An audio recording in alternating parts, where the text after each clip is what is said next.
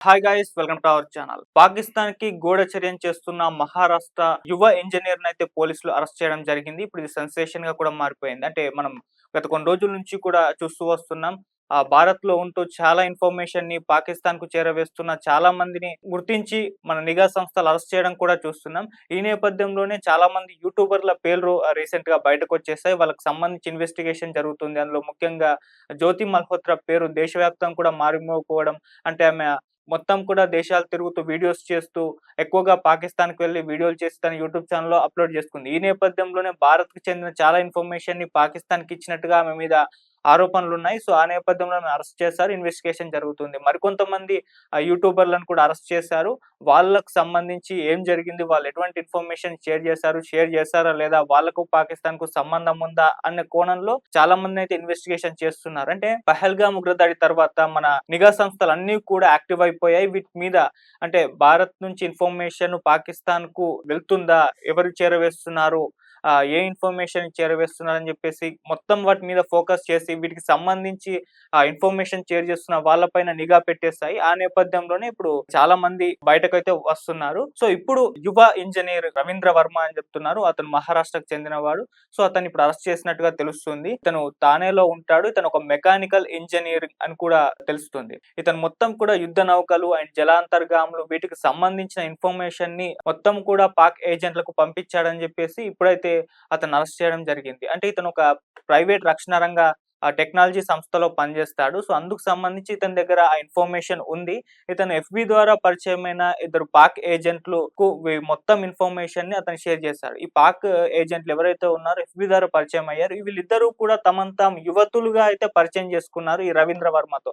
So, అతను కూడా వీళ్ళు ఫీమేల్స్ ఏమో అని చెప్పేసి భావించి చాట్ చేయడం, మొత్తం ఇన్ఫర్మేషన్‌ని వాళ్ళకి పంపించడం జరిగింది. అంటే మామూలుగా ఇటువంటి హనీ ట్రాప్‌లు పాకిస్తాన్ ముందు నుంచి కూడా చేస్తుంది. హనీ ట్రాప్‌లో పడి ఈ విధంగా ఇన్ఫర్మేషన్‌ని షేర్ చేసిన సంగతులు ఎన్నో కూడా చూసాం. ఇప్పుడు ఆ చిక్కులో ఇటు రవీంద్ర వర్మ కూడా ఇరుక్కపోయాడు. సో, ఇద్దరు పాక్ ఏజెంట్లతో వాళ్ళు యువతులను భావించి మొత్తం కూడా ఇన్ఫర్మేషన్ అయితే వాళ్ళకి పంపించడం జరిగింది.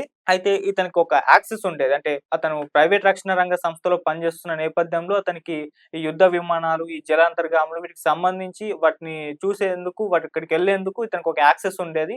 సో, దాని వలన ఇతను మొత్తం కూడా దానికి సంబంధించిన ఇన్ఫర్మేషన్ తెలుసుకోగలిగాడు. అంతేకాదు అతను వాటికి సంబంధించి లోపలికి సెల్ ఫోన్ కూడా తీసుకెళ్ళేవాడని కూడా చెప్తున్నారు. సో, ఈ మొత్తం ఇన్ఫర్మేషన్ అతను గ్యాదర్ చేసి ఈ పాక్ ఏజెంట్లు ఎవరైతే ఉన్నారో వాళ్ళకి కొన్ని గుర్తుల రూపంలో, బొమ్మల రూపంలో, ఇంకొంత ఆడియో రూపంలో కూడా ఇన్ఫర్మేషన్ మొత్తాన్ని కూడా వాళ్ళకైతే చేరవేయడం జరిగింది. అయితే ఈ పాక్ ఏజెంట్లు ఎవరైతే ఉన్నారో వీళ్ళు తమను తాము ఇండియన్‌గా కూడా పరిచయం చేసుకున్నారు. సో, ఆ విధంగా ఇతన్ని హనీ ట్రాప్ చేసి ఇతని దగ్గర నుంచి మొత్తం ఇన్ఫర్మేషన్ అయితే రాబట్టుకున్నారు. అంటే 2024లో ఎఫ్‌బిలో పాయల్ శర్మ, ఇస్ప్రీత్ అనే ఒక యువతుల నుంచి తనకి ఫ్రెండ్ రిక్వెస్ట్ వచ్చింది. సో, అప్పటినుంచి కూడా ఇతను వాళ్ళతో సన్నిహితంగా మెలగడం, చాటింగ్ చేయడం.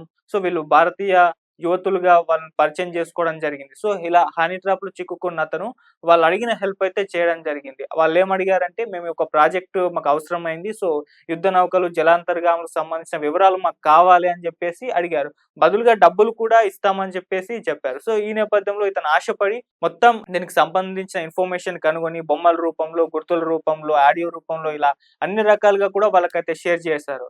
సో, దీనికి బదులుగా వాళ్ళు కూడా ఇతనికి వివిధ అకౌంట్‌ల నుంచి డబ్బులు కూడా పంపించారు. ఆ లిస్ట్ కూడా దొరికిందని చెప్తున్నారు. సో, ఇతనికి ఏం చేస్తున్నాము, ఎవరికి ఇన్ఫర్మేషన్ పంపిస్తున్నాము, ఏ ఇన్ఫర్మేషన్ పంపిస్తున్నామని చెప్పేసి మొత్తం కూడా క్లారిటీ ఉంది. ఇతను తెలిసే చేశాడని చెప్పేసి కూడా పోలీసులైతే ప్రెస్ మీట్ పెట్టి మొత్తం కూడా చెప్పడం చూస్తున్నాం.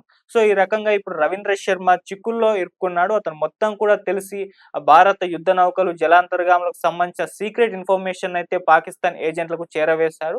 సో, ఇప్పుడు ఇతన్ని అరెస్ట్ చేశారు. మొత్తం ఇన్ఫర్మేషన్ ఇతని దగ్గర నుంచి రాబట్టే ప్రయత్నం చేస్తున్నారు. అంటే ఎటువంటి ఇన్ఫర్మేషన్, ఎంత సీక్రెట్ ఇన్ఫర్మేషన్ ఇతను వాళ్ళకి పంపించేశాడు. వీళ్ళ సోషల్ మీడియాలో చాటింగ్ సంబంధించి వీటన్నిటి పరంగా కూడా ఇన్వెస్టిగేషన్ అయితే జరుగుతూ ఉంది. సో, ఈ విధంగా భారత నిఘా సంస్థలైతే కంప్లీట్ ఇండియాలో ఉన్న ఎవరెవరైతే హనీ ట్రాప్‌లో చిక్కుకొని లేకుంటే ఇక్కడ గూఢచర్యం చేసి పాకిస్తాన్‌కు మొత్తాన్ని కూడా ఇన్ఫర్మేషన్ షేర్ చేస్తున్నా వాళ్ళపైన నిఘా కంప్లీట్‌గా పెట్టేశారు. సో, వాళ్ళందరూ కూడా ఇప్పుడు చిక్కుతున్నారు. సో, ఇంకెంతమంది ఉన్నారు అని చెప్పేసి అనుమానాలు కూడా వ్యక్తమవుతున్నాయి. ఇప్పటికే రాజస్థాన్, మహారాష్ట్ర, పంజాబ్ ఇటువంటి కొన్ని చాలా ప్రాంతాల్లో 15 మందికి పైగా కూడా ఇటువంటి వాళ్ళని అరెస్ట్ చేసినట్టుగా కూడా తెలుస్తుంది. సో, ఈ రకంగా భారత్‌లోనే ఉంటూనే చాలా మంది ఆశపడి హనీ ట్రాప్‌లో చిక్కుకొని లేకుంటే డబ్బుకు ఆశపడి ఈ విధంగా ఇన్ఫర్మేషన్ అయితే అటు పాకిస్తాన్‌కు చేరవేస్తున్నారు. అంటే ఇదొక యుద్ధ వాతావరణం నెలకొన్న టైంలో పహల్గామ్ ఉగ్రదాడి తర్వాత జరిగిన పరిణామాల నేపథ్యం అంతా కూడా చూసుకుంటే ఇటువంటి టైంలో ఇటువంటి ఇన్ఫర్మేషన్ పాకిస్తాన్ వాళ్ళు కంప్లీట్‌గా మన వాళ్ళ దగ్గర నుంచి రాబట్టుకునే ప్రయత్నం చేస్తున్నారు. ఆ నేపథ్యంలో ఇక్కడున్న వాళ్ళందరూ కూడా ఆశపడి డబ్బుకు లేకుంటే హనీ ట్రాప్‌లో చిక్కుకొని ఇన్ఫర్మేషన్ వాళ్ళకి చేరవేయడం అనేది దేశద్రోహం కిందే వస్తుంది. సో, అందుకే వీళ్ళ పైన ఇప్పుడు అటువంటి కేసులే నమోదై మొత్తం ఇన్వెస్టిగేషన్ అయితే చేస్తున్నారు. వీళ్ళకు పాకిస్తాన్ ఏజెంట్‌లకి ఎటువంటి సంబంధం ఉంది? ఎలా వీళ్ళు పాకిస్తాన్ మాయలో పడ్డారు? ఈ రకంగా ఇన్వెస్టిగేషన్ అయితే చేస్తున్నారు. సో, ఇంకా చాలా మందున్నారు. ఇంకా చాలా మంది బయటపడే అవకాశాలు కూడా కనిపిస్తున్నాయి. ఎందుకంటే టోటల్ నిఘా వ్యవస్థలు కంప్లీట్ దీనిపైన ఫోకస్ పెట్టి ఎవరెవరు ఇందులో భాగస్వామ్యం అయ్యారు, పాకిస్తాన్‌కు గూఢచర్యం వహిస్తున్నారని జెప్పేసి ఆ రకంగా నిఘా పెట్టాయి కాబట్టి ఎవరు కూడా తప్పించుకునే ప్రయత్నం అయితే జరగదు. జ్యోతి మల్హోత్రా విషయంలో చూసాం. రోజుకొక విషయం ఆమె గురించి బయటపడుతుంది. అండ్ మన తెలుగు ట్రావెలర్ బయ్యా సన్నీ యాదవ్ కూడా అరెస్ట్ చేశారు అతన్ని కూడా. ఎందుకంటే అతను పాకిస్తాన్‌కి వెళ్లి వీడియోలు చేశాడని కంప్లీట్ ఇటువంటి యుద్ధ వాతావరణ టైంలో పహల్గామ్ ఉగ్రదాడి జరిగిన తరువాత పాకిస్తాన్‌కి అంతకుముందే వెళ్ళిన ఆ వీడియోలన్నిటిని రీసెంట్ టైమ్‌లో వరుసగా పెట్టడంతో అతని పైన కూడా అనుమానాలొచ్చాయి. అతనేమన్నా ఇన్ఫర్మేషన్ అటు పాకిస్తాన్‌కి చేరవేశాడా అన్న నేపథ్యంలో అటు కూడా ఇన్వెస్టిగేషన్ అయితే అతన్ని అరెస్ట్ చేసైతే ఇప్పుడు చేస్తున్నారు. సో, అతని విషయంలో కూడా ఏం జరిగిందని తేలాలి. సో, ఇప్పుడైతే ఈ మహారాష్ట్రకు చెందిన యువ ఇంజినీర్ రవీంద్ర వర్మ ఎవరైతే ఉన్నారో అతన్ని కూడా అరెస్ట్ చేశారు.